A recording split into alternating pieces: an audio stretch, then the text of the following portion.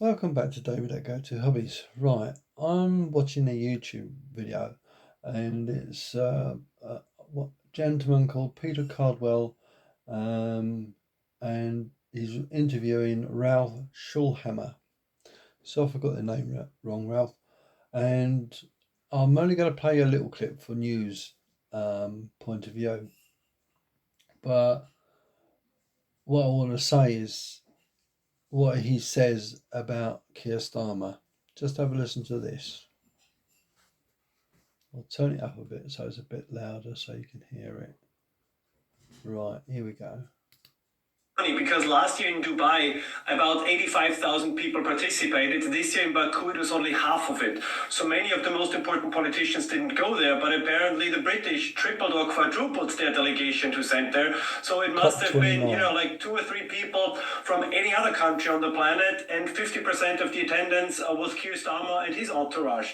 So if you needed any more proof how committed the current British government is to the madness of net zero, I mean, here you have it. And as you mentioned in your introduction, I would like to know, kind of, did they fly business class? Did they fly coach? Did they walk there? Did they take a bicycle? I don't think they walked there. I don't think they walked there. That's what I think as well. That's what I think as well. And I mean, having the COP, like the climate conference in Azerbaijan, which has a budget that is fed almost entirely by the selling of fossil fuels, has its very own irony to it. But I guess that's the world we live in at the moment. Well, absolutely. And Luna. Right. So they sent 470 delegates to Azerbaijan. I can't say it. You know what I mean. And the point is, that's over 5,000 miles away from the UK. And what do you think the carbon footprint was of sending all those prime MPs or delegates, shall we say, to there? So it's probably their families going on holiday to enjoy the weather over there, where it's probably a lot warmer here in the UK. I don't know. But the point is, 470 delegates. I mean, yeah, all at the UK taxpayers' expense. Just think about that. And what do? They take away the winter fuel allowance for our poor pensioners. There's one rule for them and one rule for someone else. What did old Starmer do? He basically laid into the Tory party about, this winter fuel allowance, about undermining it and, saying, you know, don't stop it.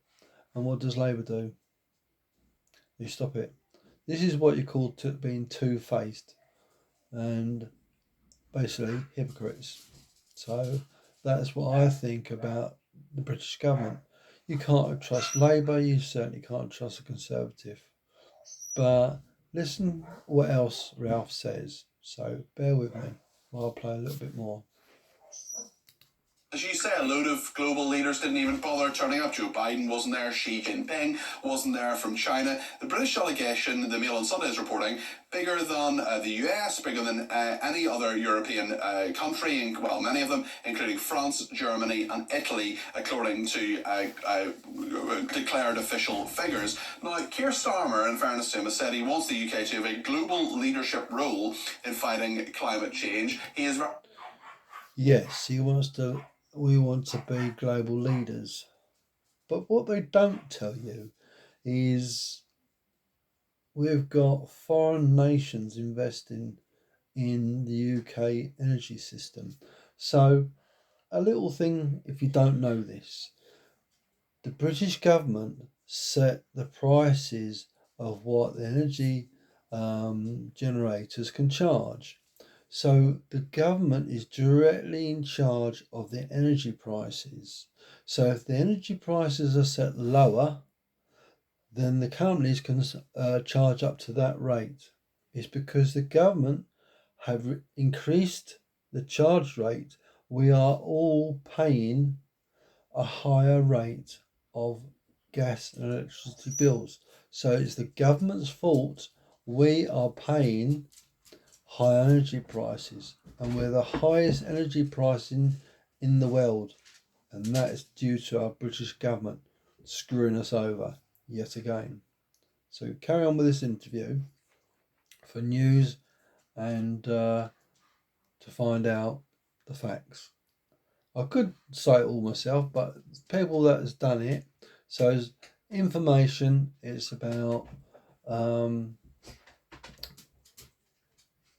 news and basically enlightening you to what's actually going on. The most important bit is coming up, so just listen to this. Very ambitious in all of this, and certainly, I mean, they are having a leading role in the number of delegates they're sending to the conference. Yeah, Pervin, there are two things that Keir Starmer wants to fight. One is climate change, and the other one is freedom of speech in the UK. Both of these priorities are, of course, increasingly ludicrous, and I'm a foreigner, so I'm in no position to foment a revolution in the United Kingdom. So let me say, as polite as I can, I really hope that the British people will have the opportunity to vote again as soon as possible. Because, I mean, I know it's been covered by your station and by you, Peter, so we don't have to go over this again. But the things that are happening currently in the UK are a disgrace. It's shameful. It's the current government. It's not the British people. I understand why they were voted into office. I understand the disappointment that was there with the Tory party. But I have to admit, I mean, Starmer is worse than anything anybody could have anticipated. So I really hope. From the horse's mouth. It's true, isn't it? Starmer is worse than anyone could have anticipated. And to be honest with you, we know that now. So people that have voted for him, they've all been let down. The tuition fees that he said he will basically abolish, BS again. So not only that, he's put them up. What else he done? Took the winter fuel allowance away, bringing in charge per mile, doing away with vehicle excise duty, and before long, even electric cars will be paying per mile. So it doesn't matter what vehicle you've got, it's a load of BS from the government. And this is what you're up against. And I don't know about you, but I've had it up to my back teeth. And I am sick of what the government say, because they say one thing and do another. They're just lying bastards. And I don't know about you, but how do I put it? It's not good to be a British person, is it? Because it's all right for them. What do? They get paid from the British people, and then what they do? Have a second job making hundreds of thousands of pounds. Need I say more? I mean, look at Boris Johnson. He's made millions.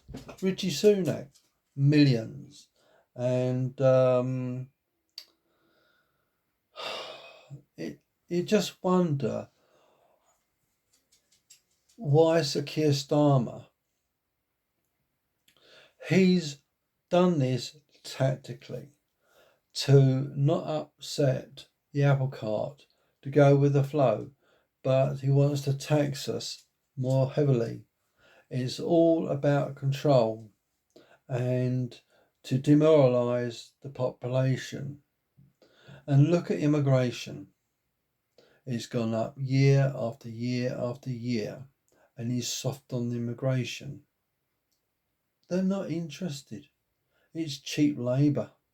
So the more cheap labour they have, the better. So look what they've done to the farmers. It is somewhat taking the piss, isn't it? It is an absolute disgraceful government. Wake up, people. This government is full of morons. Let me know what you think. Am I right? Am I wrong? Because I feel that we are being shafted, well and truly. Thanks for watching. Please like, share and subscribe. and leave a comment below what you think.